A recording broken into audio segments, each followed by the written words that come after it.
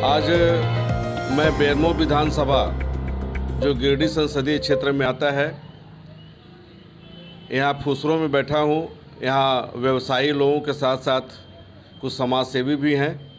उन लोगों से मैं बात करूँगा कि वर्तमान स्थिति में जो राजनीतिक परिदृश्य है उसमें एक दूसरे पर आरोप प्रत्यारोप के साथ साथ लोकल स्तर पर जो काम हो रहा है या जो भी प्रत्याशी आ रहे हैं, कुछ जगहों पे या कुछ संसदीय क्षेत्रों में इंडी की तरफ से अभी तक प्रत्याशी की घोषणा नहीं की गई है। और झारखंड में हालांकि भाजपा की तरफ से 14 सीटों पर भाजपा ने प्रत्याशी घोषित कर दिया है। ऐसी स्थिति में क्या बनेगी इस आगे की रणनीति और आगे क्या होगा, परिणाम हो सकता है, इस पर हम लोग बात करेंगे। और आज हम बैठे हुए हैं, अभी शुरुआत करेंगे। कृष्णा चांडक जी यहाँ पे हैं जो विसूत्री के चेयरमैन भी हैं, उपाध्यक्ष हैं। पहले उनसे हम लोग बात करें। पहले तो सभी का मैं स्वागत करता हूँ SNS 24 न्यूज़ में, और उसके बाद हम लोग डिस्कस करेंगे आगे। आइए कृष्णा जी। कृष्ण कुमार चांडक, बेरमो प्रखंड विसूत्री उपाध्यक्ष। सबसे पहले SNS न्यूज़ 24 को बहुत धन्यवाद कि आपने इस तरह का परिचर्चा का आयोजन इस क्षेत्र में किया है। आप पहले ये बताएं कि अभी जो चल रहा है पूरे हिंदुस्तान की, पहले हम लोग बात कर लें, उसके बाद हम लोग लोकल पे आ जाएंगे। पूरे हिंदुस्तान में विपक्षी जितने भी नेता हैं, चाहे वो मुख्यमंत्री स्तर के हों, चाहे बड़े नेता हों, उनके खिलाफ भ्रष्टाचार का आरोप लगाकर इंडी या जितने भी विपक्षी दल के लोग हैं उन पर कार्रवाई की जा रही है। 2 मुख्यमंत्री आज की तारीख में जेल में हैं। ऐसी स्थिति में आप क्या कहना चाहेंगे? क्या भाजपा की जो नीति है वह किस ओर जा रही है? देखिए, जो भ्रष्टाचार की जहाँ तक बात है तो मैं ये समझता हूँ कि ये आज की राजनीति नहीं है। बरसों पूर्व भी स्वर्गीय राजीव गांधी जी को भी इस आरोप का सामना करना पड़ा था, बोफोर्स तोप घोटाले के नाम पर, परंतु बाद में वह घोटाला कभी साबित नहीं हो पाया। लेकिन तत्काल में उनकी सरकार चली गई थी। जब मनमोहन सिंह प्रधानमंत्री बने थे उस समय भी 2G 3G स्पेक्ट्रम घोटाला, कोलगेट घोटाला, बहुत सारे घोटाले का आरोप तत्कालीन विपक्षी दलों ने लगाए थे। और मनमोहन सिंह की सरकार ने तत्काल ही उन मंत्रियों के इस्तीफे भी लिए, लेकिन बाद में भी कोई घोटाला साबित नहीं हुआ। लेकिन नतीजा हुआ कि उनकी सरकार 10 वर्षों के बाद चली गई। अन्य प्रदेशों में भी अभी जस्ट एक सप्ताह की बात है कि छत्तीसगढ़ में एक शराब घोटाले का केस दर्ज हुआ था। ईडी ने दर्ज किया था 2000 करोड़ का मामला। सुप्रीम कोर्ट ने उस केस को ही रद्द कर दिया है कि ऐसा कोई घोटाला हुआ ही नहीं है। यह केस को ही समाप्त कर दिया सुप्रीम कोर्ट ने। लेकिन जब ये आरोप लगा तो छत्तीसगढ़ में भूपेश बघेल की सरकार चली गई। तो ये घोटालों का आरोप लगाकर जनता को दिग्भ्रमित कर सरकार को पद से हटाने का खेल बहुत वर्षों से चल रहा है, प्रांतीय राजनीति में और राष्ट्रीय राजनीति में। तो और घोटाला अमूमन साबित हो ही नहीं पाता है। अभी जो 2 मुख्यमंत्री, झारखंड के हेमंत सोरेन और दिल्ली के मुख्यमंत्री केजरीवाल, अरविंद केजरीवाल, जो जेल में हैं, उन पर आरोप संभवतः सिद्ध होगा कि नहीं होगा, कहना गलत अभी सही नहीं होगा, लेकिन हैं तो अंदर ही ना। देखिए, अंदर होना कोई बहुत बड़ी बात नहीं। आप अभी बैठे हैं, हम यहाँ बैठे हैं। एक छोटा सा सिपाही भी हम लोग को अभी गिरफ्तार करके 24 घंटा अपनी कस्टडी में रख सकता है किसी भी केस के पूछताछ के बहाने। और जहाँ राजनीतिक प्रतिशोध ही लेना हो तो वहाँ जेल जाना बड़ी बात नहीं है।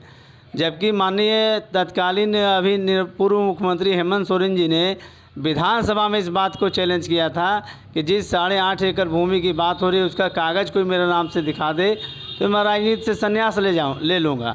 और आज तक उसका कागज़ कोई भी दस्तावेज नहीं उपलब्ध हो पाया कि उनके नाम से ज़मीन है। यही हाल दिल्ली में अरविंद केजरीवाल जी का है। मनी ट्रोल का आरोप है, लेकिन उनके पास से अभी 25 पैसा भी बरामद नहीं हुआ कि हाँ उन्होंने शराब घोटाले में किन से पैसा लिया।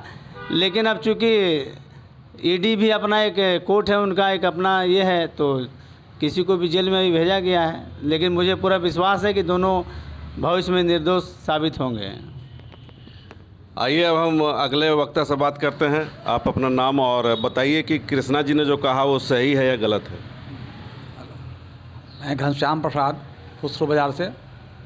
चाणक्य जी ने जो अपना विचार रखा है वो 100% सही है, क्योंकि आज के समय में जो भी सरकार है, सत्ता में हो विपक्ष में हो, सत्ता वाले लोग अपनी सत्ता का दुरुपयोग कर ही रहे हैं। और रहा बात विकास का काम, आज कोई वोट नहीं मांग रहा है। जितने भी लोग हैं पक्ष विपक्ष, कोई विकास के नाम वोट नहीं मांग रहे हैं। आज एक मुद्दा होना चाहिए कम से कम देश में। इतना दिन से सरकार चल रही है, लोकतंत्र चल रहा है, मुफ्त शिक्षा मुफ्त स्वास्थ्य का बात कोई नहीं करता है। किसी में दम तो इसका बात करे कि हमारा सरकार बनेगा तो मुफ्त शिक्षा देंगे, मुफ्त स्वास्थ्य देंगे, तो हम जाने।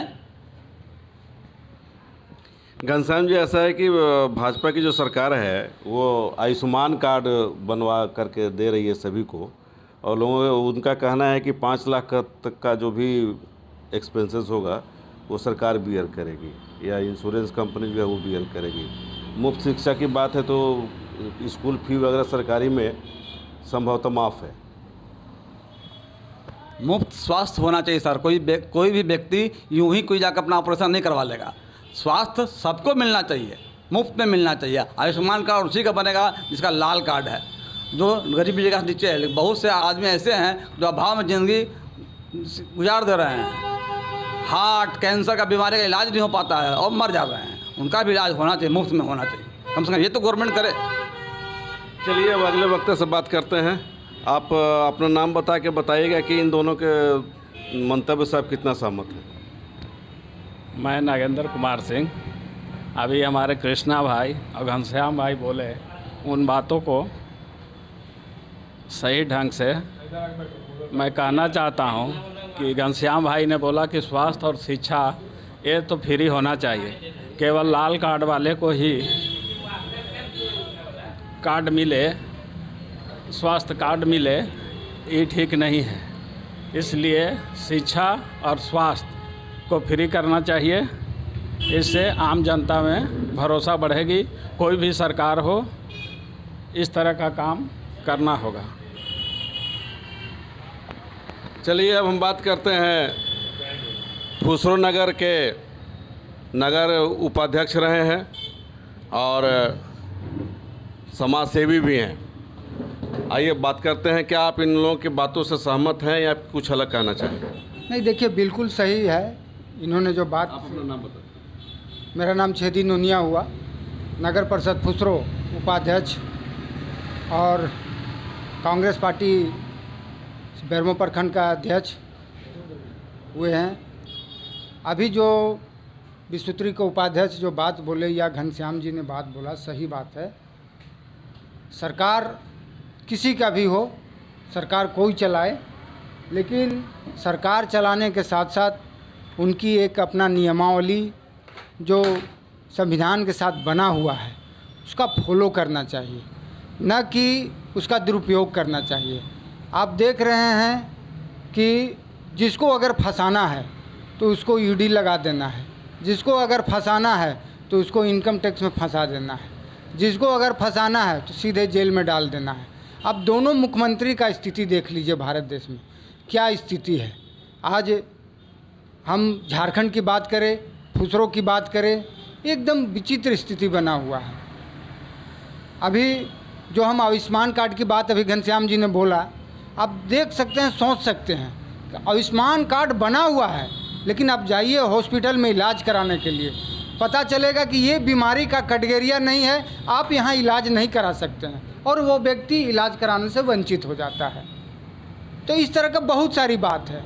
अभी आपने देखा व्यवसाय के बारे में, रोजगार के बारे में, या आप कहिए शिक्षा के बारे में, सब जगह कहीं ना कहीं हमारा ये जो केंद्र सरकार है वो फेलुअर साबित हो रहा है।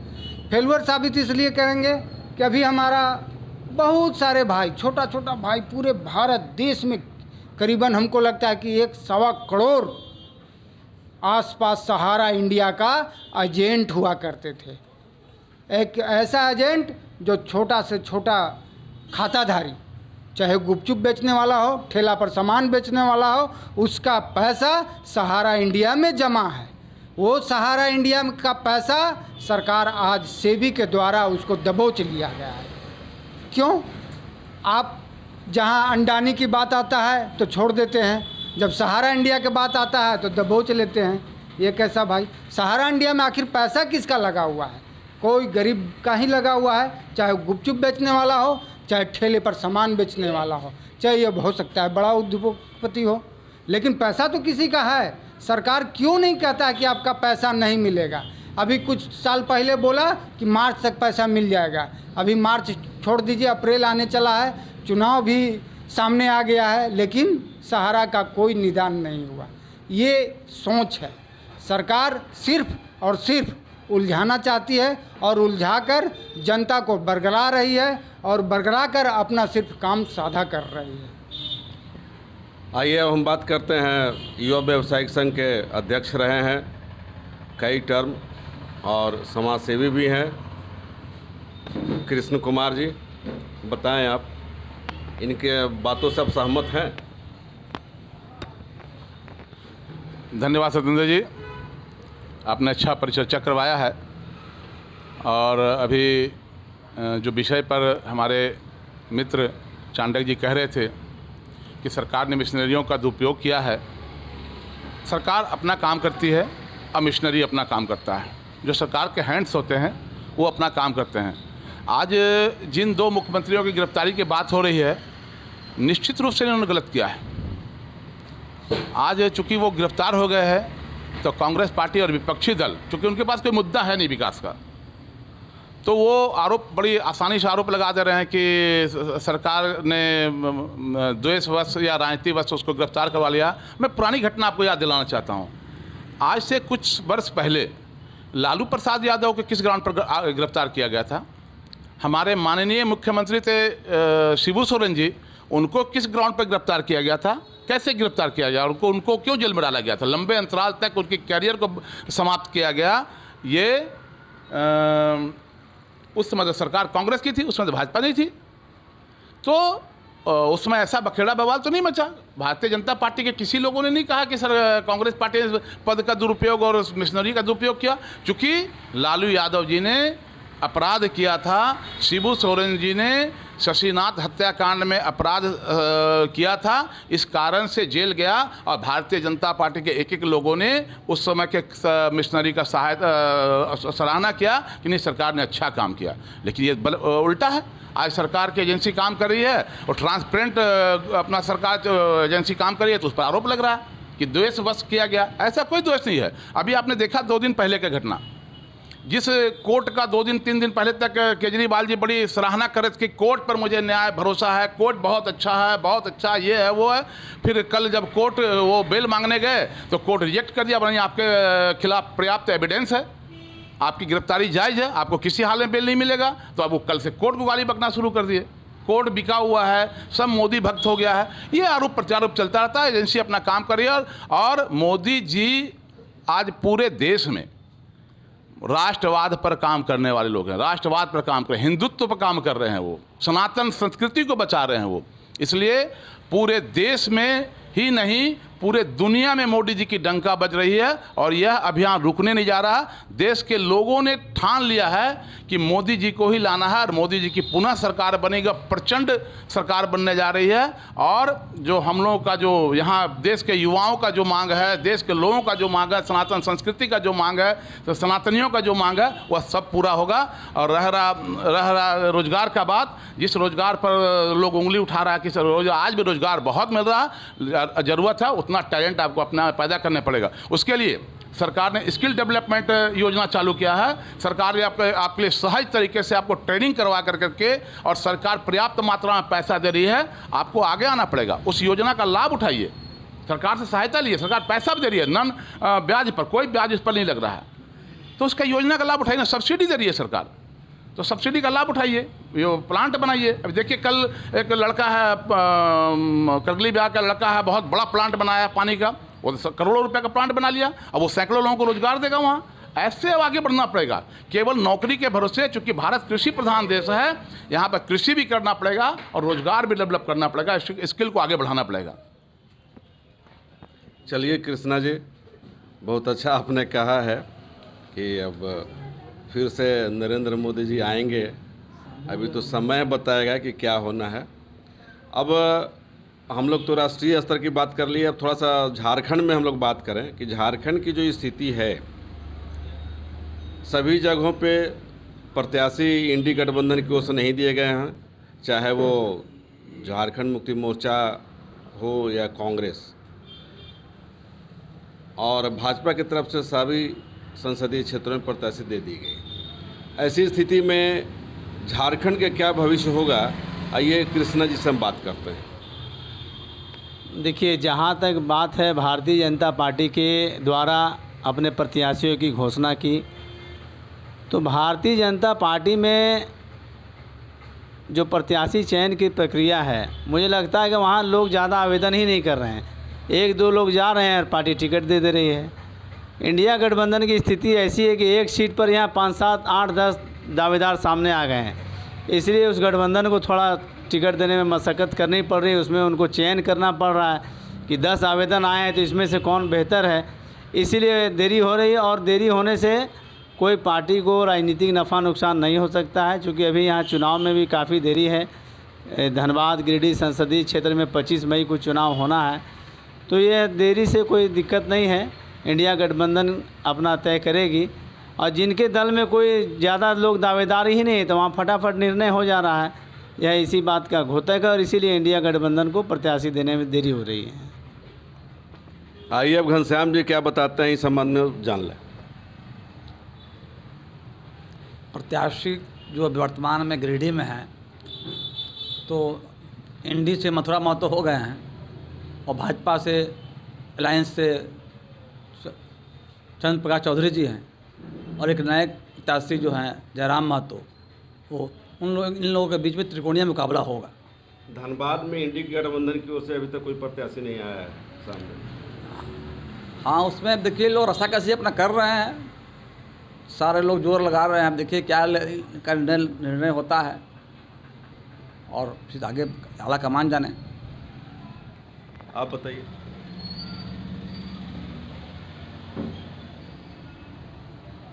इंडिया गठबंधन में उम्मीदवारों की संख्या बहुत है, हर जगह लिस्ट 8-10 उम्मीदवारों को जा रहा है, जिसके कारण उन्हें अच्छा प्रतिद्वंदी खोजने में दिक्कत हो रही है। और भाजपा में जितने भी लोग गए वे कम मात्रा में थे, उनको चुनने में समय नहीं लगा। कृष्ण कुमार जी, आप इस संदर्भ में क्या कहेंगे? एनडीए गठबंधन ने अपना झारखंड के सभी 14 सीट पर अपना प्रत्याशी घोषित कर दिया है। हमारे जितने भी प्रत्याशी हैं 14 का 14 प्रत्याशी जनसंपर्क में लगे हुए हैं, और चूँकि हमारे दल की अपनी एक मान्यता है कि जो निर्णय ले लिया जाता है उसको हम लोग मानते हैं। हम लोग उस पर कोई टिकट टिप्पणी नहीं करते हैं, हमारा कोई मतभेद नहीं होता है, और जो पार्टी आलाकमान तय कर देता है। अभी धनबाद में आपने देखा कि हमारे माननीय सांसद जी PN सिंह साहब थे, 3 बार के सांसद थे, उनके स्थान पर ढुल्लू महतो जी को प्रत्याशी बनाया। कहीं कोई विवाद नहीं है, कुछ नहीं, सारे लोगों ने सहर्ष स्वीकार किया, और उत्साहपूर्वक पूरे ग्रामीण क्षेत्रों में उत्साह है, पूरे शहरी क्षेत्रों में उत्साह है, और जैसा उत्साह दिख रहा है, अब सारे रिकॉर्ड टूटने जा रहे हैं इस बार। हमारे यहाँ चंद्र प्रकाश चौधरी जी हैं, हमारा घोषणा पहले ही पूर्व हो चुका है, हमारे चौधरी जी घूम रहे हैं, कोई मतभेद नहीं है। हमारे सब भारतीय जनता पार्टी के कार्यकर्ता जितना हम लोग आजसू गठबंधन के साथ हैं, सारा लोग पूरे तन्मयता के साथ, पूरी निष्ठा के साथ, पूरी ईमानदारी के साथ अपने प्रत्याशी के साथ खड़े हैं, और रिकॉर्ड मत से हम लोग यहाँ चुनाव जितवाएंगे। धनबाद में आपको कृष्णा अग्रवाल भी भाजपाई अपने आप को कहते हैं, उन्होंने बहुत विरोध किया है। ये सब देखिए व्यक्तिगत खुन्नस है। कृष्णा अग्रवाल जो है वो प्योर कोयला का व्यापारी और दलाली कर रहा है, उस सब ऐसे लोगों का कुछ चलता वलता नहीं है। अब भारतीय जनता काम तो आपके जो प्रत्याशी वो भी करते नहीं, कोयला कारोबार प्रत्याशी हमारे नहीं करते हैं ना, यूनियन के नेता हैं वो, यूनियन के नेता हैं वो, कोयला का कारोबारी बिल्कुल नहीं है वो, कहीं यूनियन के नेता हमारे प्रतिनिधि हैं वो। और कौन क्या कह रहा है, देखिए व्यक्तिगत किसी का मतभेद हो सकता है, जीवन है, व्यक्तिगत मतभेद नहीं, पार्टी का कोई बीच नहीं है, पार्टी कहीं कोई प्रकार का कोई विवादित बयान नहीं दे रहा। और हम लोग सारे भारतीय जनता पार्टी के एक का देख रहे हो आपने, सिंदरी में भी ज़बरदस्त कार्यक्रम हुआ और सारे लोगों ने वहाँ स्वागत किया। धनबाद में देखा कि राजपूत समाज के लोगों ने एकदम गर्व के साथ 251 ब्राह्मणों को बुला करके शंखनाद करवा के विजय शंखनाद करवाया और बोला कि हम लोग राष्ट्रवाद के साथ, हम लोग सनातन संस्कृति के साथ, हमारा सनातन धर्म के साथ है, हिंदुत्व के साथ हैं और मोदी जी इस अभियान में आगे बढ़ रहे हैं, इसलिए उनके हाथों को मजबूत करना उन्होंने डंके के चोट पर किया। बोला कोई जातिवाद उस अभियान नहीं चलेगा। ये हमारी संस्कृति है। हम जिस दल के कार्यकर्ता हैं, हमको अपने दल पर अटूट विश्वास है और हम अपने दल के साथ रहते हैं। हम लोग इधर उधर ताक झाक नहीं करते हैं। कृष्णा जी, अभी आपने देखा होगा मधुबन में भाजपा की एक बैठक चली थी जी, उसमें जो एनडीए गठबंधन से प्रत्याशी दिए गए हैं सीपी चौधरी जी, उनका भाजपाइयों ने यह कहकर विरोध किया कि वो भाजपा के लोगों को नेगलेक्ट करते हैं और भाजपाइयों को नहीं देखते हैं, केवल वो आजसू कार्यकर्ताओं का ही काम करते हैं और जितने भी प्रतिनिधि हैं मैक्सिमम जो है आजसू के ही हैं, उनके संसद प्रतिनिधि भाजपा के लोग नहीं हैं। इसमें आप क्या कहेंगे? यही तो भारतीय जनता पार्टी का कल संस्कार है। जैसे ही हमारे दल के लोगों ने, ये हम लोग भी बोलते हैं कि ये चूक हुआ है, चंद्र प्रकाश चौधरी से हमारे कैंडिडेट चूक हुआ, लेकिन आपने देखा आरोप लगाते के साथ हमारे कैंडिडेट ने सहज तरीके से, बड़ी सरल तरीके से सारे लोगों से माफ़ी मांगा। बोला कि हाँ, मुझसे ये भूल हुआ है, मुझे इस भूल का एहसास है और आने वाले दिनों में जब आप मुझे चुनाव जिताएंगे, मैं 90% जो सांसद प्रतिनिधि और जब बैठक होगी, जब योजना चयन होगा, जब विकास के कार्य किए जाएंगे, उसमें 90% भारतीय जनता पार्टी के कार्यकर्ताओं का सलाह लिया जाएगा और जब सांसद प्रतिनिधि बनाए जाएंगे तो 90% लोग भारतीय जनता पार्टी के बनाए जाएंगे। ये सहज स्वीकार किया। हम लोग ने तो कल्पना भी नहीं किया था कि चंद्र प्रकाश चौधरी जी का दिल इतना बड़ा होगा, इतने सहजता के साथ वो स्वीकार कर लेंगे। हम लोग धन्यवाद देते हैं कि हमारा प्रत्याशी बहुत योग्य, काबिल और सहृदय वाले हैं। धन्यवाद।